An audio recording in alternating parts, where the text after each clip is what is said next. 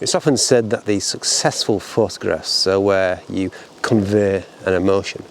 How do you get that through though, in an image? How do you replicate the smells, the sounds, how you're feeling across in the end product? And that's why landscape photography is so personal to you.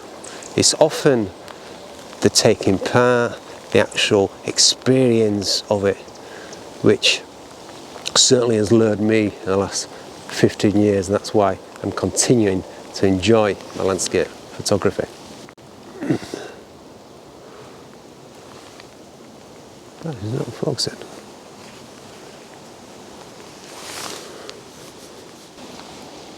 So that stands out.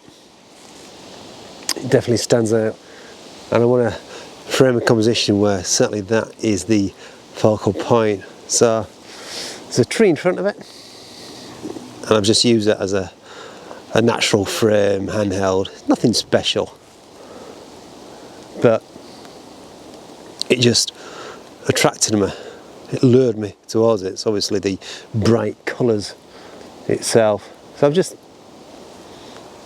taken it, and it's first one in the bag.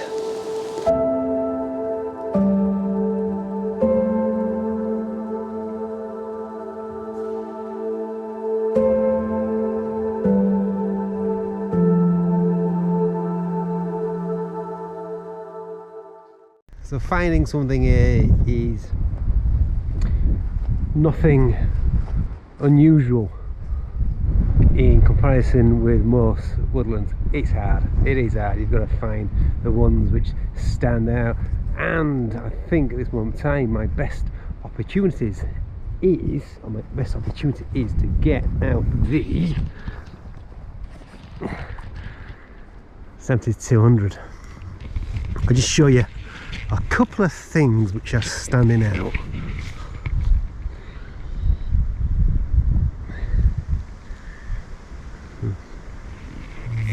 Now that means I'm going to have to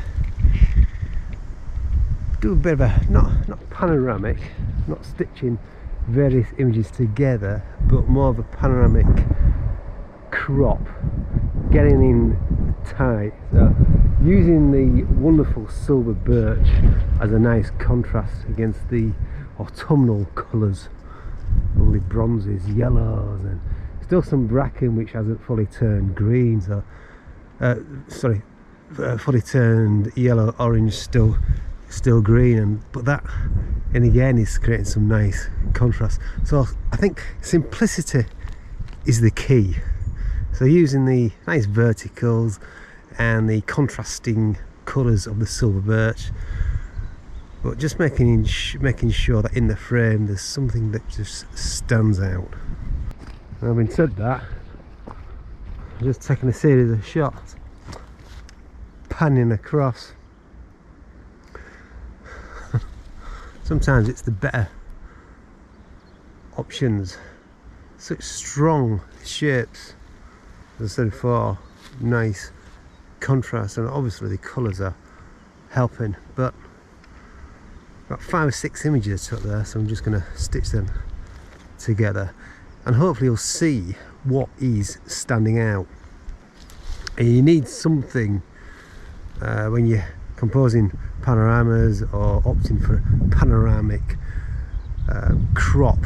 There needs to be something which catches the eye, and in this example there's some little branches just protruding out of the lower part of the silver birch.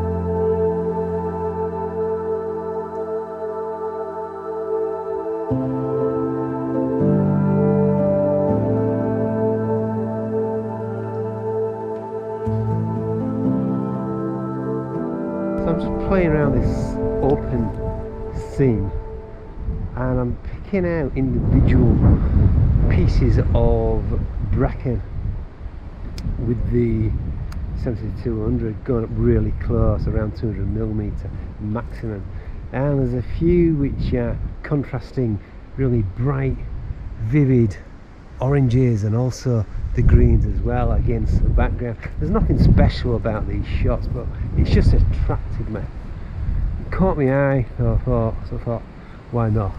Let's get it shot. The message I'm trying to put across in this video is we shouldn't be limited or restricted too much to the rules. A winning image often depends on the right conditions, so don't beat yourself up too much if you don't get that portfolio, that image which really stands out, because it doesn't work like that. It is all about enjoying the environment, enjoying the landscape, and just making up little compositions, patterns. At least that's why I enjoy it so much. Now, if I'm referring to the Woodland photography book, then this shouldn't work because it's just complete mess. But you know what? It caught my eye, so I'm going to take it. There isn't a Woodland photography book, by the way. Maybe some guides, but guides are there to guide you. There is no rule book. I'll just show this.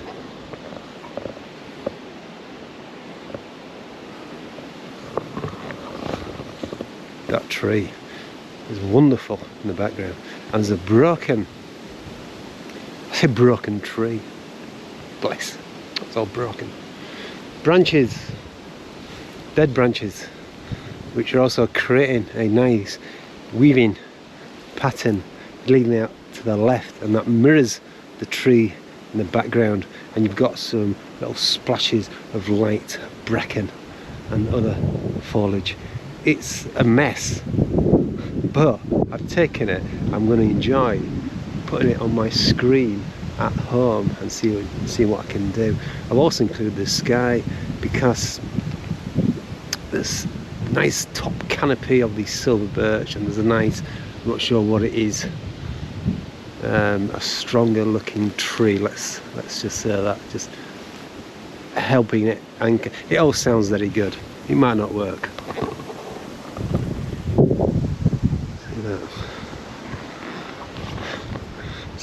Landscape photography is in two parts, of course. There's the getting out, that's three parts: getting up and getting here. Seeing what you can do in field, and then the final part is obviously processing as well. So the fun hasn't stopped.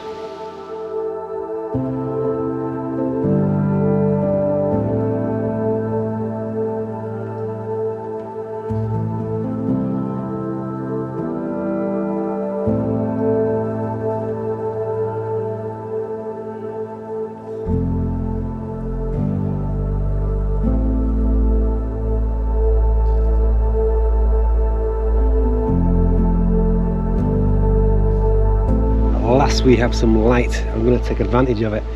Backlighting. There's a gathering of silver birch. I'm going to focus on the bottom half of the branches, but what's really standing out is another smaller tree. It's a different species, not a silver birch, but it's still got its foliage on. That's some nice golden bronzes, and it's sort of like veering to the right hand side. Backlit. Without backlight this would not work as well. Well, as said at the beginning of this video, that images are depending on the right conditions, whether it be the light, the right mood. Well, this morning has changed. The sun has finally come out, the clouds have dispersed, and it's nicely backlighting the scene. Bit of a cliche shot, to be honest, but they tend to work sometimes. Anyway, on that note, I will leave you until next time. Hope you enjoyed this little session. Maybe next time you see me, I'll be back in the Lake District hiking the fells. Until then, keep smiling, look after yourself. Bye bye for now.